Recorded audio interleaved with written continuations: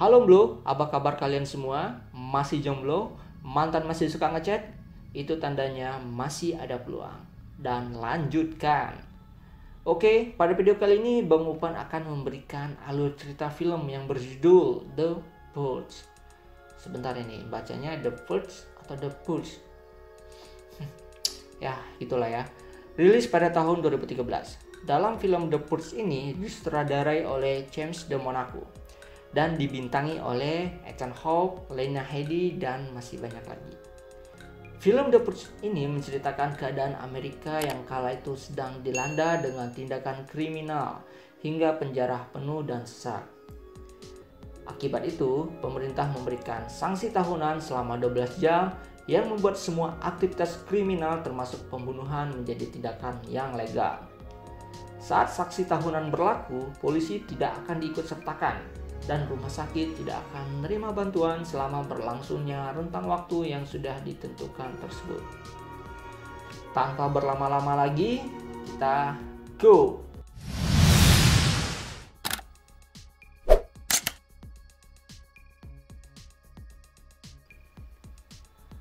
Film dimulai dengan memperlihatkan seorang bapak yang bernama James Sanadin, pria kaya raya, punya istri cantik dan anak-anak yang baik dan cerdas.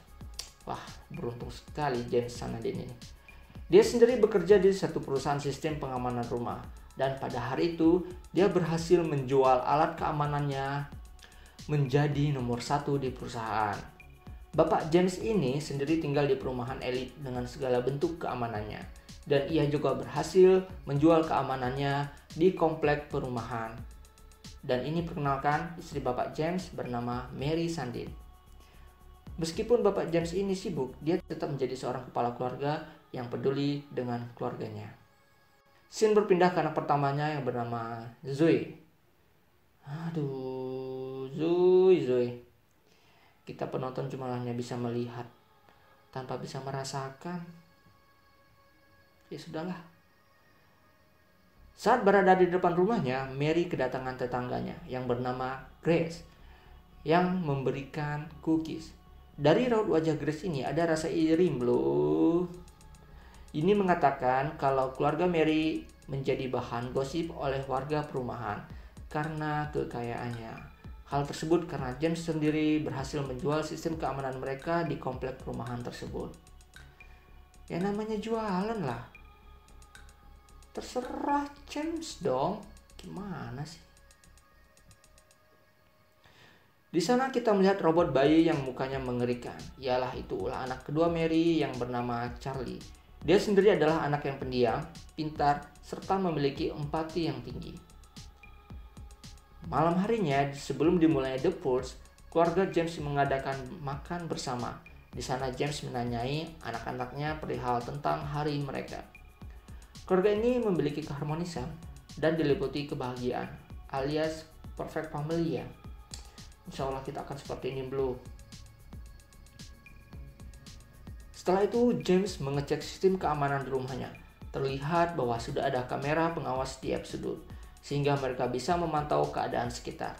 Sistem keamanan pun diaktifkan yang membuat pintu jendela mereka tertutup dengan rapi. Tak lama Purge alias penyucian tahunan dimulai dengan disiarkan melalui pesan TV yang menyebutkan bahwa semua bentuk kejahatan. Bentar, ini semua bentuk kejahatan berarti pengencerotan diperbolehkan dong ya. Oke, lanjut. Dan penggunaan senjata kelas 4 ke bawah diperbolehkan selama 12 jam. Sirine pun berbunyi menandakan penyucian tahunan dimulai. Di sini Charlie terlihat menanyakan apa bergunanya penyucian tersebut. Di hatinya ia merasa bahwa Purge adalah hal yang salah. Tapi James mengatakan diperlukan sebagai media penyucian jiwa.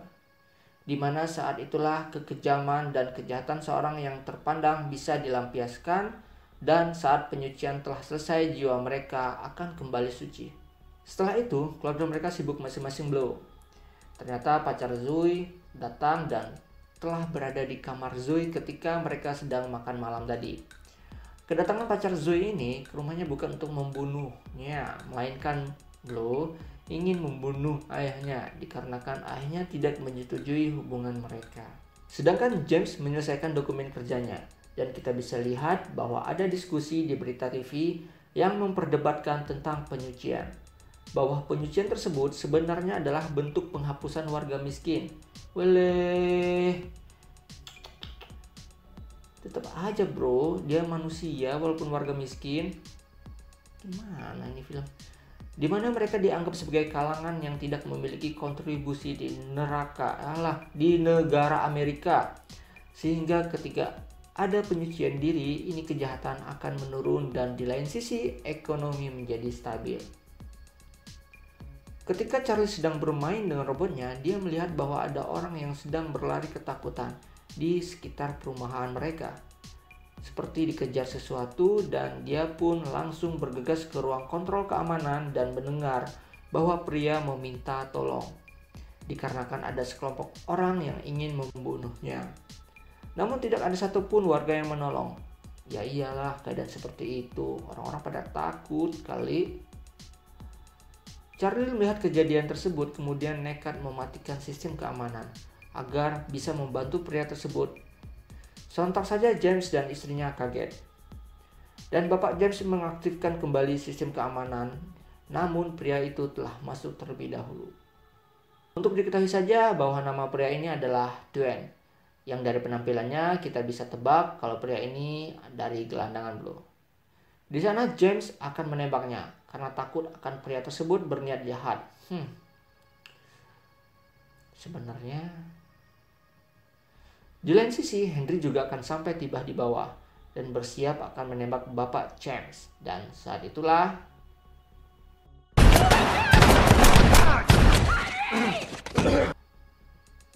pada saat baku tembak dan mereka lengah, Dwayne menghilang entah kemana. Mungkin saja bersembunyi di rumah itu. James pun menyuruh keluarganya untuk masuk ke ruangan keamanan karena khawatir Dwayne akan berbuat jahat. Setelah itu, dia mencari Zoe karena belum ditemukan. Saat itulah Henry telah tewas, mengalami luka tembak. Sedangkan di lain sisi, Zoe telah ditemukan oleh emaknya. Namun disinilah masalahnya, datang sekelompok orang membawa senjata ke rumah mereka. Bahwa orang-orang tersebut mencari Dwayne tadi. Benar saja, orang ini memanggil James dan menunggu di luar rumah. Di saat itulah pemimpin berbicara dengan James melalui kamera pengawas. Dia bilang kalau James ini adalah keluarga yang mendukung penyucian tersebut dan mereka sama-sama kaya, berpendidikan, sehingga dia berlaku adil pada keluarga James. Kelompok tersebut tidak akan menyakiti keluarganya asal Dwayne tadi diserahkan agar mereka dapat melakukan penyucian itu. Entahlah lu, kalau sudah gini bingung juga saya. Untuk diketahui saja bahwa orang ini mendapat informasi kalau si Dwayne masuk ke rumah James karena tetangga mereka. Ember, kampret kan? Lanjut, dan mereka mematikan aliran listrik di rumah James. Untungnya ada daya cadangan. Sekarang James mau tak mau harus menemukan si Om Dwayne. Bagaimanapun caranya agar keluarganya selamat. Dan dimulai pencarian tersebut. James, Mary, dan Charlie berpencar agar pencarian mereka lebih efektif. Terus Zoe kemana? Ada kok belum, nggak kemana-mana, dia lagi shock karena pacarnya tadi mati. James dan istrinya kesulitan untuk mencari Dwayne, ditambah kondisi rumah saat itu gelap. Ditambah juga di luar kelompok tadi sangat berisik dan menyuruh James cepat bertindak. Charlie yang cerdas ini lebih memilih mencari Dwayne dengan menggunakan robotnya. Kebetulan alat tersebut dapat melihat di kondisi gelap. Dan pada saat pencarian itulah Charlie melihat si Dwayne sedang mengendap-endap di rumah mereka. Kemudian berusaha dia dekati. Dwayne pun bingung melihat robot Charlie, padahal posisi Charlie ingin menyelamatkan si Dwayne. Baik anak ini, ganteng pula. Lama-kelamaan pria ini sadar dan menuruti mau Charlie, yaitu bersembunyi di ruangan rahasia miliknya. Apesnya, tak lama Zoe datang dan mengatakan kalau dia akan bersembunyi di ruangan rahasianya tadi. Duh, bakal ketemu sama Om Dwayne dong ya.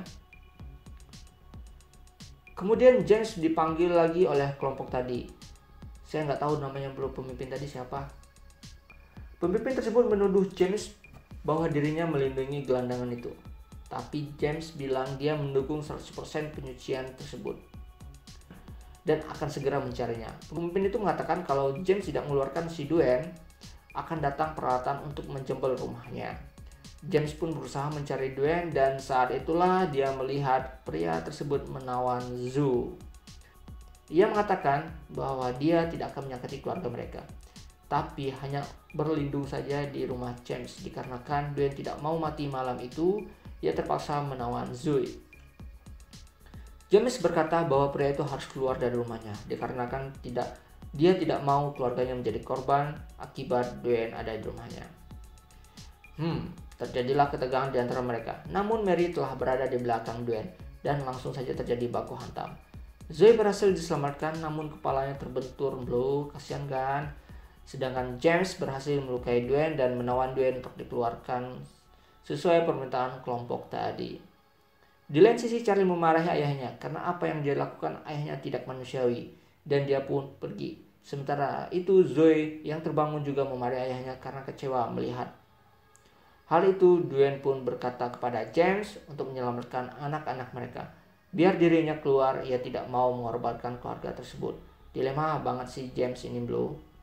Di sisi lain sudah datang mobil yang siap menjebol sistem keamanan rumah James.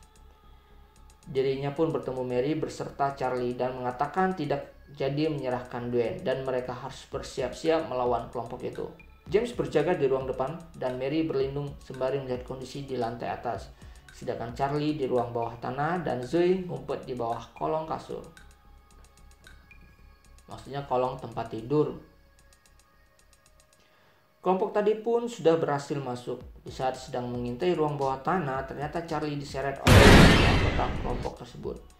Dia tidak bisa melawan Blow dikarenakan kekuatannya tidak berubah karena dia diselamatkan oleh ayahnya. Hampir James pun langsung menelusuri rumah. Tak lama kemudian ia bertemu dengan kelompok tadi. Yang membunuh ya. Dan James berhasil membuat chaos mereka. Pada saat James akan berjalan, tiba-tiba datang pemimpin kelompok tadi dan langsung menusuk bapak James dan membuat James sekarat dan tidak bisa berbuat apa-apa. Sementara itu Charlie sedang mengawasi ruang keamanan dan melihat tetangganya datang turut membunuh para kelompok tadi. Kok bisa ya? Kayaknya ada sesuatu nih. Bahkan pada saat Mary akan dibunuh oleh kelompok tadi, dia diselamatkan oleh tetangganya. Mary pun mencari keberadaan James dan melihat suaminya telah sekarat dengan luka tusuk di perutnya. Tak lama pemimpin kelompok tadi datang untuk membunuh mereka semua. Namun akhirnya Zoe muncul dan langsung pemimpin itu tewas. Datanglah tetangga mereka ke sana. Mary tentu mengucapkan terima kasih karena sudah membantu mereka. Tapi Grace, yaitu tetangganya, kalau keluarga James adalah milik mereka, bukan kelompok tadi, alias tetangganya ingin membunuh keluarga James. Grace berkata bahwa para tetangga telah muak melihat keluarga Mary memamerkan harta mereka yang mana berasal dari penjualan sistem keamanan. Mereka memisahkan James yang sudah terkapar. Mary, Zoe, Charlie diikat dan dikelilingi guna untuk melaksanakan penyucian itu.